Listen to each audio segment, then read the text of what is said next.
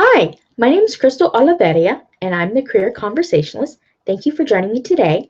Today, we're going to discuss hands-on training that your child will love. Discover how easily your child can get interested in electronics. Avoid boring, uninteresting ways to develop career skills, and learn about 7 tech toys to keep your child engaged for hours. Do you know how to provide your child with hands-on experience that will teach him or her skills in a fun and interesting way? If you don't, you are like most parents, but don't worry.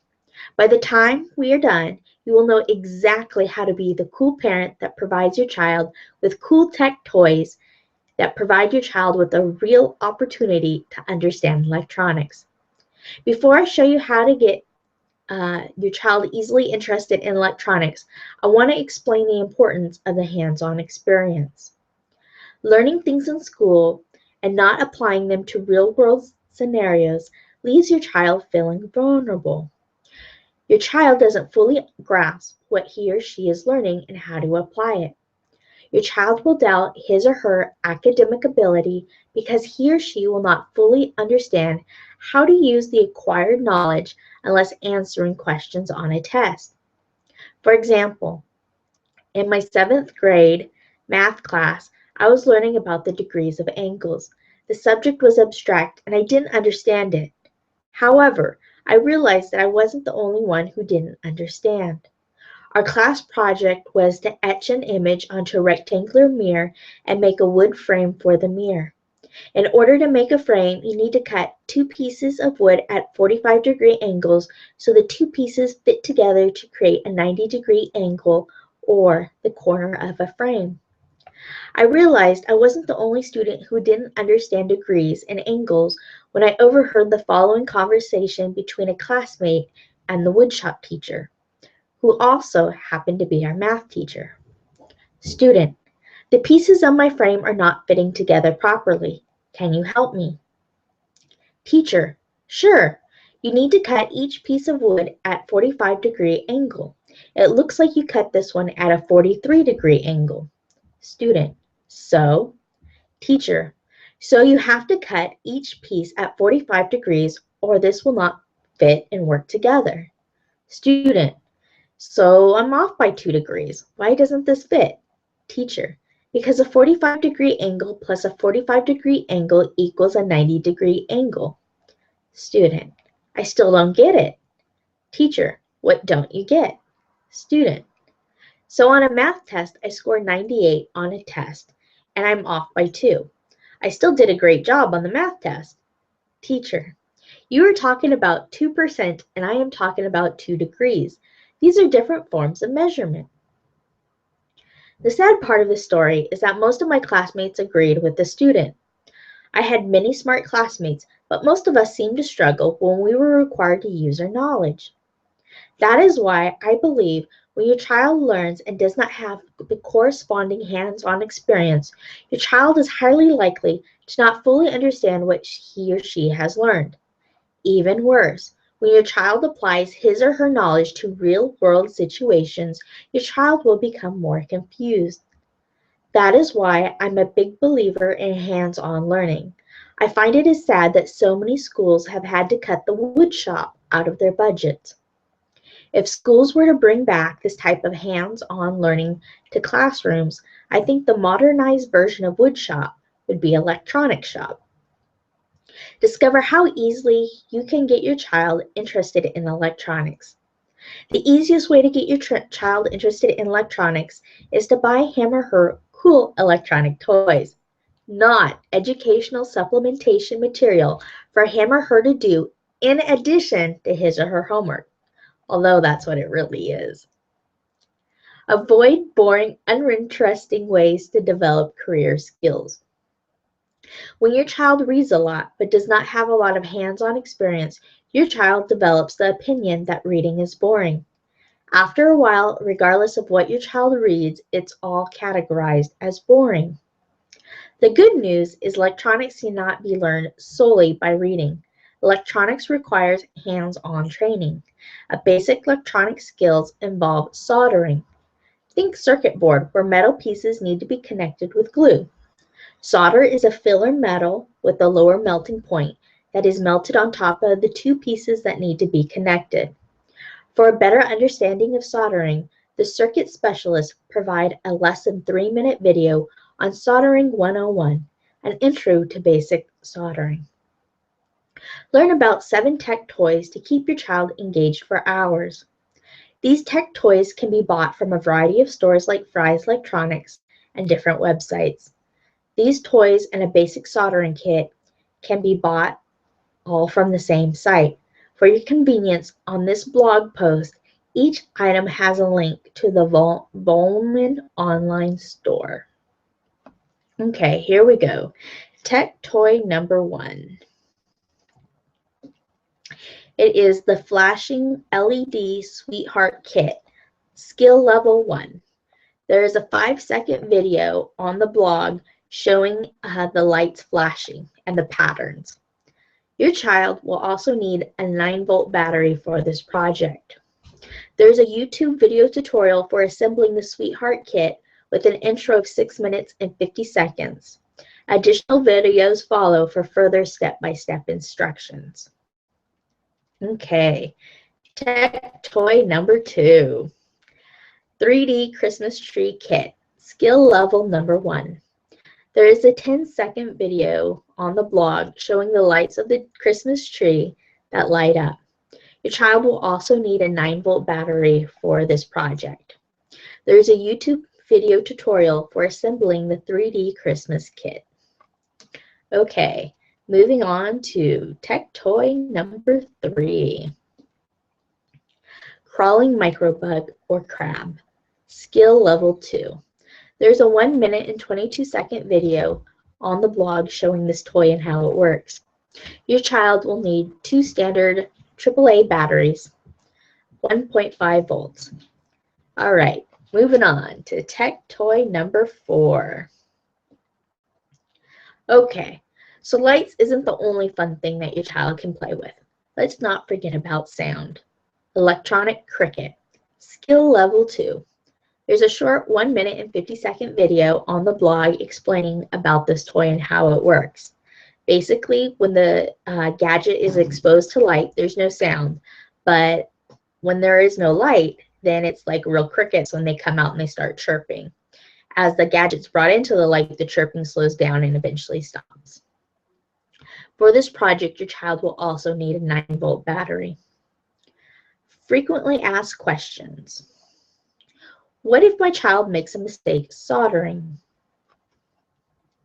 This is a great question, by the way, too. All right, if your child makes incorrectly solders and needs an eraser, there's a magic eraser known as a desolder pump or a sucker, like a vacuum cleaner that sucks up stuff off the ground.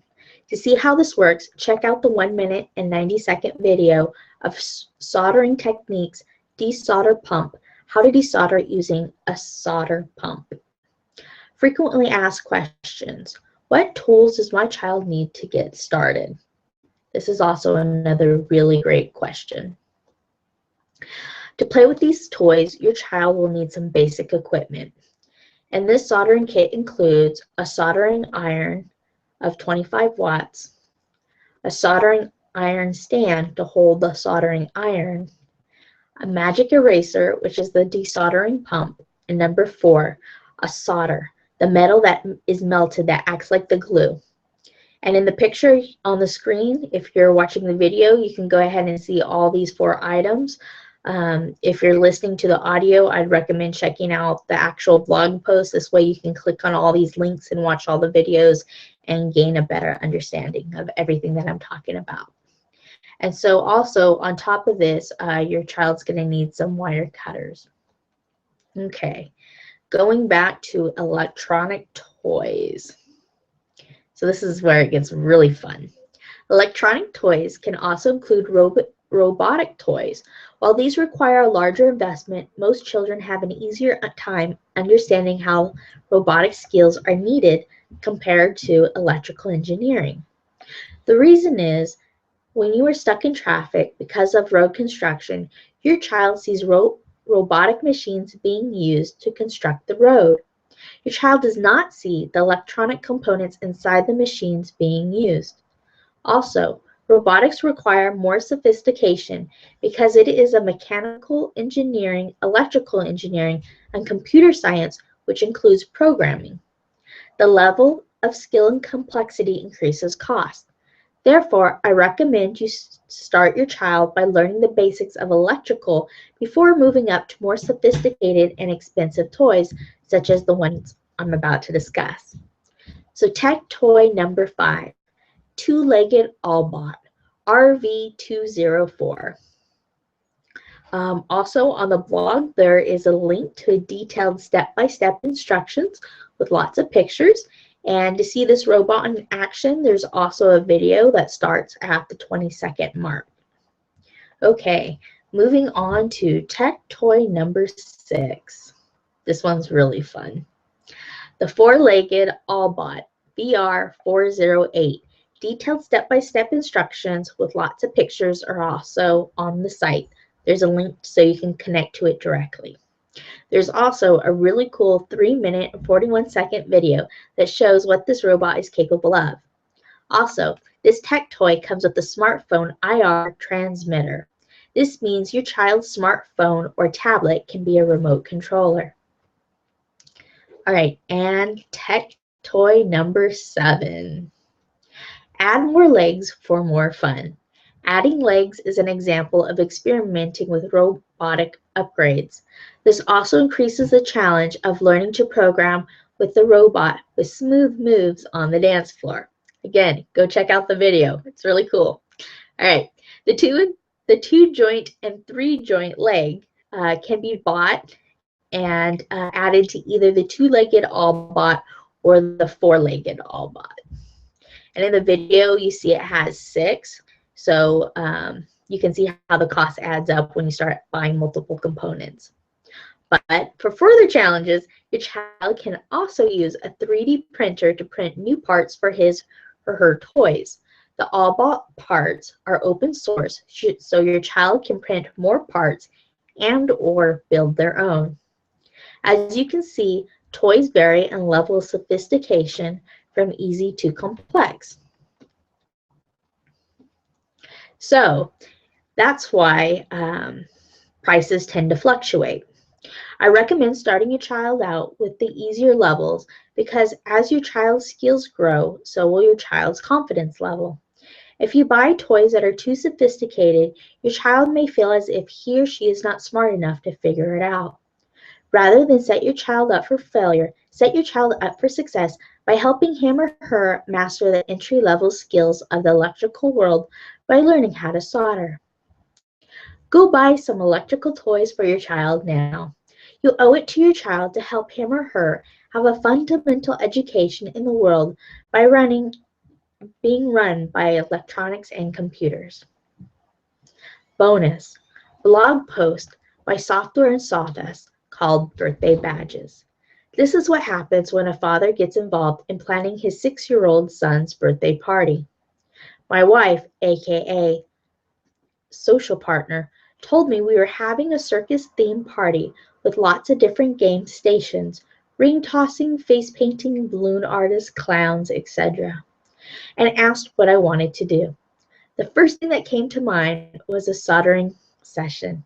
Sadly, I don't recall ever going to a kid's birthday party that included something educational, so I am breaking new ground here among our friends. It's an awesome blog. It has some really good pictures and some videos, so it's really encouraging. I recommend that you go check it out. I want to thank you for your time in being here, and also if you really liked it, I would strongly suggest that you go ahead and sign up to my emailing list so you can continue to receive great emails. Just visit the site, grab your free gift.com/crystalo.